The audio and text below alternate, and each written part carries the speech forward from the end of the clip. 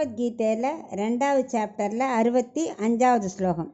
பிரசாதே சர்வதுக்கானாம் ஹானிரஸ்யோபஜாயதே பிரசன்னசேதசோ ஹ்யாஷு புத்தி பர்யவதிஷ்டதே. இப்போ இதுக்குள்ள அர்த்தத்தை பார்க்கலாம். போன ஸ்லோகத்தில் அவர் புத்தியில் அவரோட திருமேனியில் மனசையும் இந்திரியங்களையும் செலுத்தினா மனசு கட்டுப்பட்டுடும், ஆத்ம சாட்சாத்காரம் கிடைக்கும்னு சொன்னார் இல்லையா. இப்போ அதோட கண்டினியூவேஷன். அப்போ என்ன ஆகும், நல்ல மனசு தெளிவடைஞ்சிரும், நமக்கு துக்கம் எல்லாம் விலகிடும்.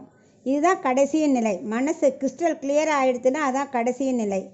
பாவ புண்ணியமெல்லாம் தொலைஞ்சிரும். சம்சார சாகத்தில் இனிமேல் வாழவே வேண்டாம். அவனுக்கு உடனே நல்ல அறிவு ஏற்பட்டு நிலையான ஸ்திரப்பிரஜையன் ஆகிடுறான். ஸோ ஆத்ம தரிசனம் கிட்டும். அதனால் அவனுக்கு ஞான யோகம் பிறக்கும் அப்படின்னு அவர் சொல்கிறார் இந்த ஸ்லோகத்தில்.